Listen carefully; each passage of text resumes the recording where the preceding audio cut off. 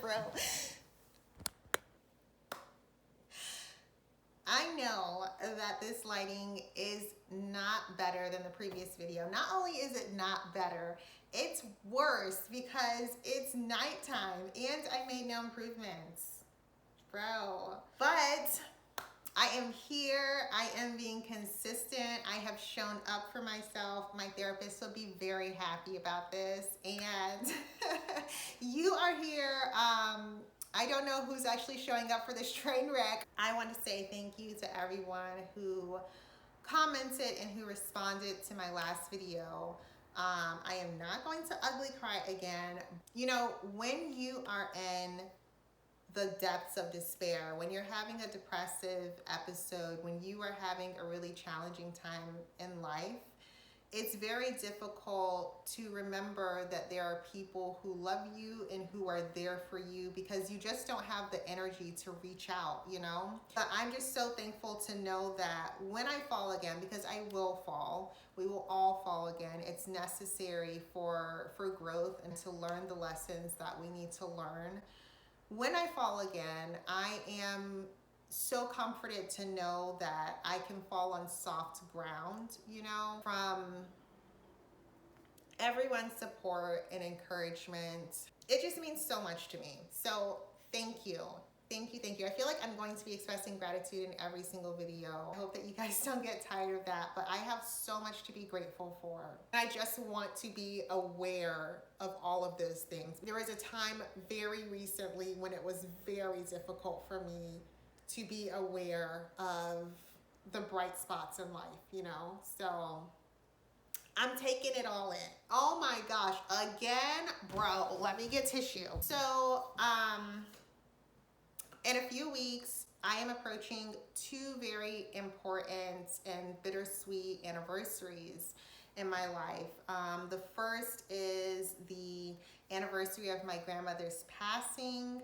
And if you know me, you know that my grandmother she is my queen. I'm also approaching the anniversary of my divorce being finalized. I have been spending a lot of time reflecting and meditating and journaling and trying to figure out how do I treat myself well on these days that carry such weight in my life.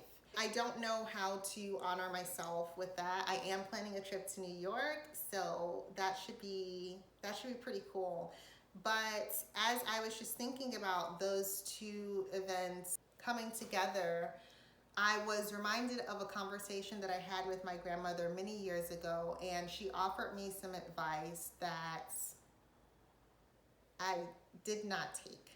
Do I believe that if I would have taken this advice, I would be in a different situation? No, I don't. I don't think that divorce just happens because of an isolated event. I just want to be very clear. I am not pro-divorce. I am pro people being individuals who are happy and healthy and whole. That's it. And if the only way that that can happen is through divorce, then blessings upon blessings in the next season. I was in this situation. I did not listen to the advice because I didn't think that it was necessary.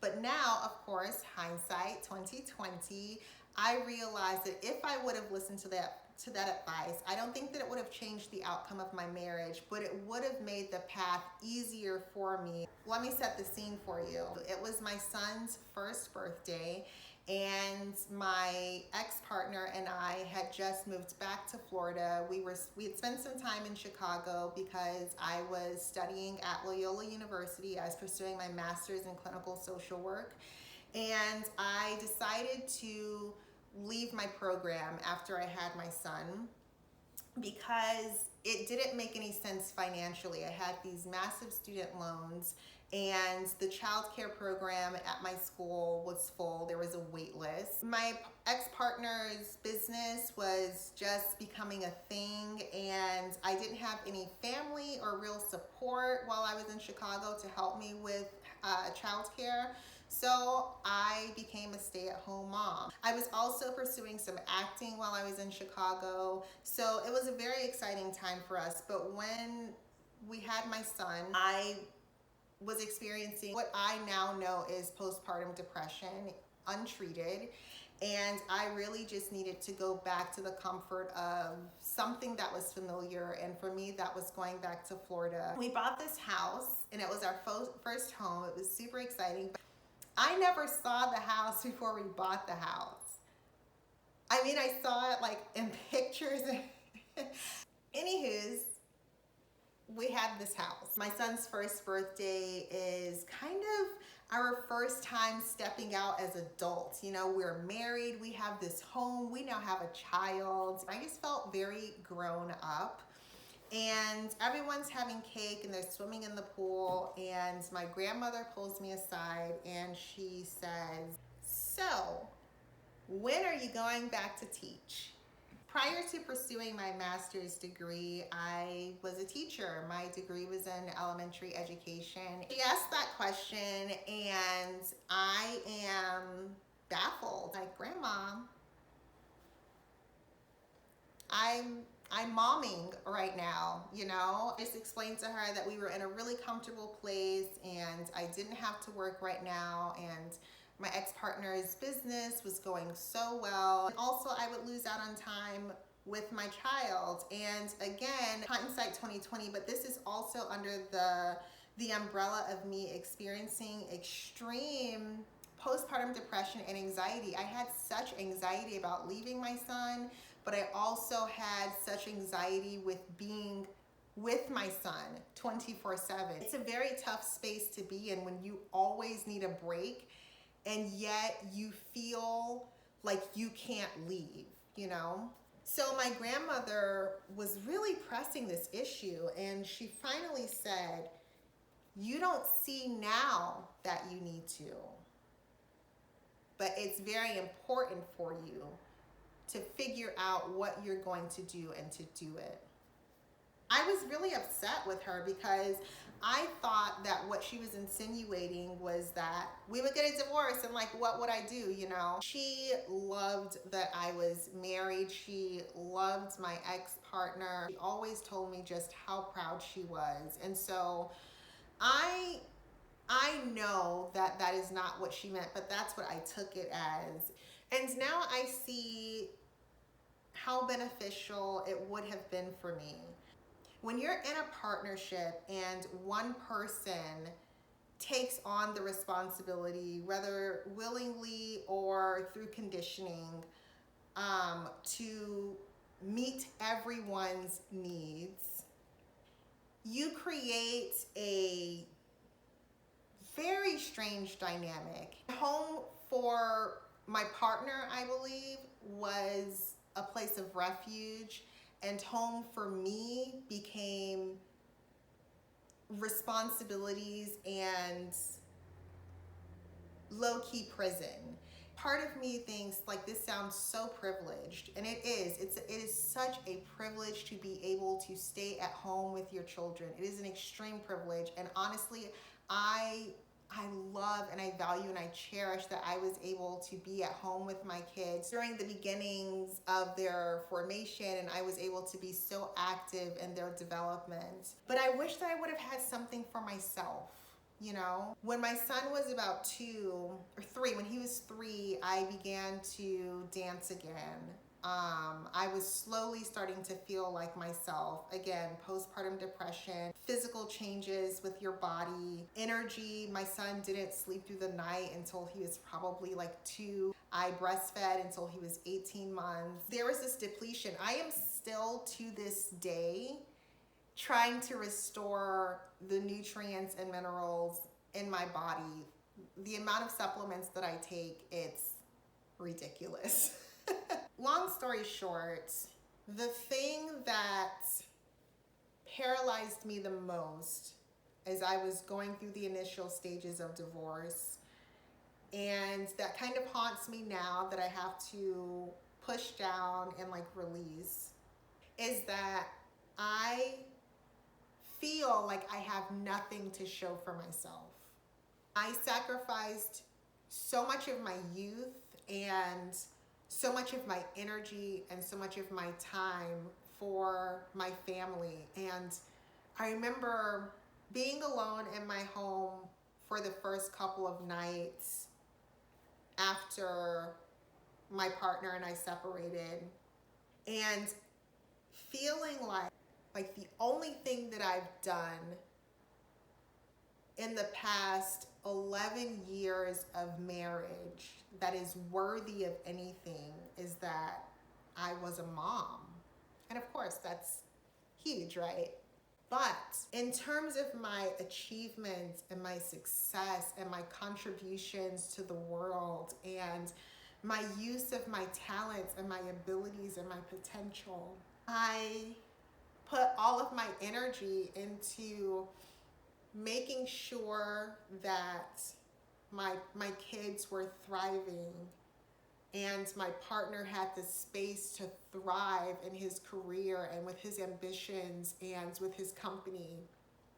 And I am left at this point, and this was supposed to be the time, like when you sit down with a partner, you make a timeline. And that was my thing. When my daughter starts kindergarten, I'll be able to go out into the world and really do my thing, and I'll be able to travel for auditions and for shows and things like that, and maybe I'll go back to school. The world was my oyster. Now I'm at this place where I oftentimes feel like I have to just accept whatever I can get. You guys, I was looking at strip clubs. Am I joking? Is she joking? I think back to what my grandmother was telling me, and I wish that I would have listened to that. I wish that I would have gotten some job just to get me out of the house. I think that would have it would have forced a balance, right? But I do think that we all take part in our own conditioning, and we encourage other people to enforce those conditions because we learn to exist in them, and it becomes comfortable, and we say, yeah, do it like this because this is how I'm comfortable.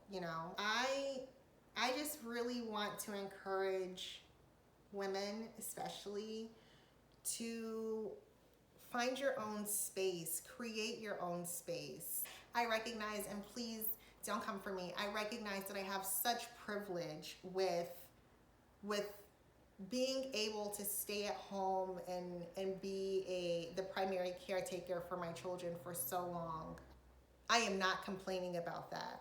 What I am offering, however, is a perspective that you never know how things will change, and the best thing that you can do is ensuring that you are taking good care of yourself right now, especially you moms, especially you Black women. Take care of yourselves. Overall, I feel very hopeful. I am creating work opportunities for myself. I am pursuing higher education. I am doing all of the things to equip myself to be able to be ready to enter into a job market. Part of all of this is the reason why I'm kind of falling back a little bit from acting, because I would love for it to be dependable for me and consistent, but it's not, and that's okay. That's just kind of the nature of the industry. I am completely aware that I am capable of creating consistent income for myself and my kids using all of the gifts and talents that I have, and I want to encourage you to do the same thing. Make all of your gifts and talents accessible to you and accessible to other people, because those things are extremely valuable, and if you don't use them, what a waste. What a waste when you are so talented and so capable. I just want to sign off by saying that you deserve all of the good things, all of the good and beautiful things that life has to offer. You deserve them, and they're already yours. So go get it.